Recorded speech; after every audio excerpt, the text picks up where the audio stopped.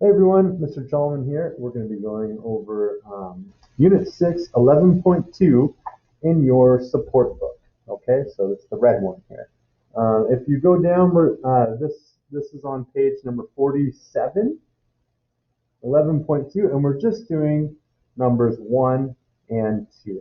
Okay, so let's go ahead and take a look at number 1 to start. So here we're given a bunch of equations, right? You can see them over here. There's 1, 2, 3, 4, 5, 6, 7, 8, 9 of them. Okay, so it's a lot of equations that we're going to be analyzing. And for this, we're just going to be analyzing possible inputs. So these are like the x values, right? So I'm going to take each one of these numbers and plug them into the x value. And then we're going to see what those things give us by answering these questions down below. Now, let's take a look at the inputs really quick, though. So if you look at these are just all whole numbers that go from -5 all the way up through 0, all the way up to +5. Okay? So we may not have to use all of them. Let's go ahead and look at some of these questions and see what they're asking us to do. Okay, number 1. For each function, decide which input or inputs would give an output of 0. So we're going to see what is going to make this first equation equal to 0. What number are we going to have to put in here? Okay, so for a of x, if we use 5 right here, 5 minus 5, that should give me 0. Okay, so 5 minus 5 equals 0. Okay, so 5 works for this one. So for b of x, it looks like if I put a -5 in right there, that would make it 0. So -5 plus 5 equals 0. C of x, let's go ahead and look at that one. So this one, 3 minus 3 equals 0. So let's put in a 3 there. And for d of x,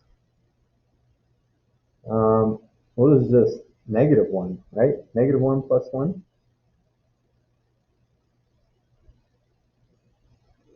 Okay, and f of x. Ooh, 3 times what number? -6 equals 0. Well, we know if this is -6, this has to be +6. So 3 times 2 equals +6. So we'll go 2, +2 here. All right, so 3 times 2 minus 6, that equals 0.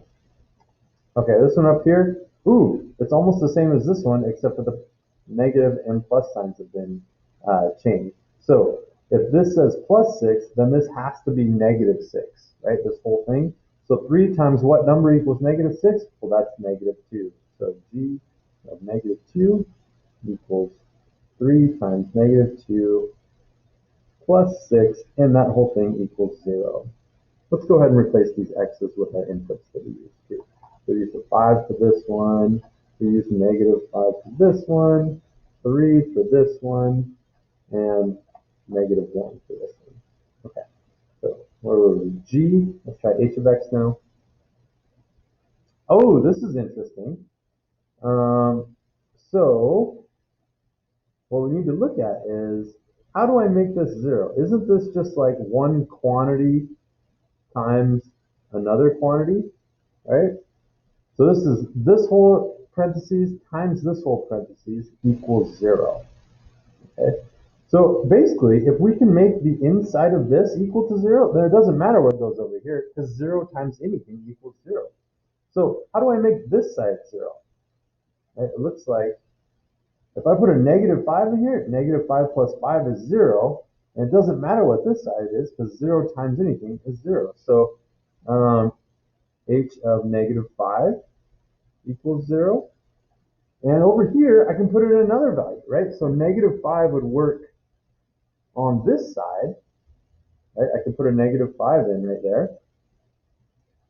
But I could also, if I wanted to make this side 0 and I didn't care what was over here, I could put it in -3 right there, couldn't I?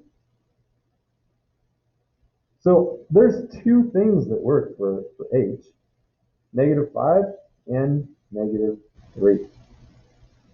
Right? Because that would make this inside this parentheses 0. And 0 times whatever this came out to be would be 0. Okay, same thing with these ones, right? I have two quantities, so I have to make what's inside these parentheses 0. So what x's could I put in here to make this parentheses 0 or to make this parentheses 0? So m of, well, -1 plus 1 is 0. So m of -1 equals 0. And m of, what could I put here to make this side 0? Oh, 3 equals 0. Okay. And the last one, this one looks like it's a little bit harder. Okay, so I had the same thing. I've got two parentheses. So if I want to make everything inside this parentheses equal to 0, then I have to say 3 times what number minus 6 equals 0? Well, this is just like a 2. 3 times 2 is 6, minus 6 is 0. So n of 2 equals 0, and n of, well, if I just put 5 in there, that works too. Right? 5 minus 5 equals 0, and n of 5 to make the whole thing 0. Okay, let's go ahead and circle some of these things too so that we understand. All right, so these, well, I don't know. We'll leave it the way it is. Okay, so let's go ahead and move on to number 2. All right, here are the graphs of B, which is this one, F, which is this one, and M, which is this one. Okay, so let's go ahead and put these expressions or these equations down here. So B of X equals X plus 5. And this one was F of X equals 3x minus 6. And this one right here was M. So M of X equals X plus 1 times X minus 3. Okay, so this is asking us to label each intercept with its coordinates. Remember, coordinates are the X and Y numbers, right? So where this point is and where this point is. And explain how we know, okay?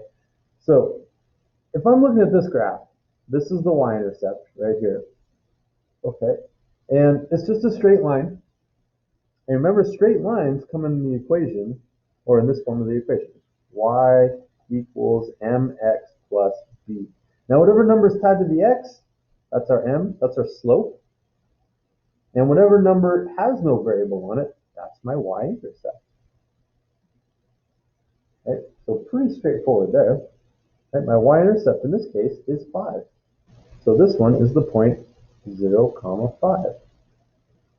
Now the next thing we want to know is, what number could I put in here to make this 0? That is my x-intercept. Okay, that's my x-intercept. So in this case, if I go up here to b, we saw that b of -5, if I plug in a -5 right here, that would make this thing 0. So b of -5 is what goes right here. That's -5. That's x equals -5. Okay, so that is the point -5, 0.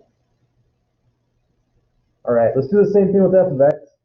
So y equals mx plus b, right? That's this point right here, -6. It's my constant term, or the term without a variable on it. Let's go ahead and circle these things, right?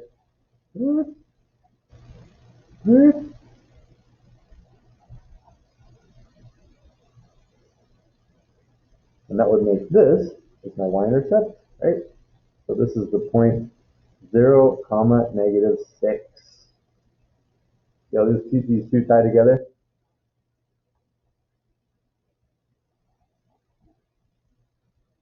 Okay, now what we need to know is, just like the purple side of this, what makes this whole thing 0? So if I go back up to my f of x, which is this one, we saw that if I put a 2 into this equation, 3 times 2 minus 6, that equals 0. So this one right here is what I'm looking at. So f, or x equals 2 in this case.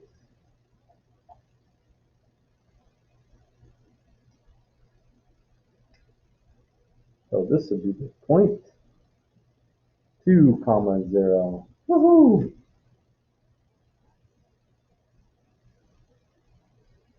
X equals 2. All right. Ooh, this one's interesting. Ooh, I think it's pretty straightforward. We can tell. Remember when I look at these, the x-intercepts right here are just the opposite of these numbers. And if I go up to over here, it looks like they're right here. -1 and +3. So this one right here would be -1 comma 0 and +3 comma 0. Okay, those are those points. Okay? So both of these are right here and right here. And notice the differences here. Okay. Now, how do I find the x-intercept? Well, to find the constant term, right, the term without a variable on this, I'm actually going to have to multiply this out. So let's go ahead and do that. X times x, this equals, so let's change this from factored form to standard form. Okay, x times x, that equals x squared. X times -3, that equals -3x.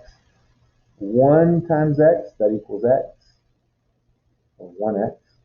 And 1 times -3, that equals -3. Okay, if I combine my like terms, these ones right here, I get x squared minus 2x minus 3. Notice the constant term, the term with no variable, is -3. That's what that point right there is going to be now. It's going to be 0 comma -3. Nice. Nice. Okay, so this point right here is 0, -3. All right, I hope that answered all your questions. If not, go ahead and send me an email and I will go ahead and try and answer them for you. Or send Miss Gebert an email and she will let you know.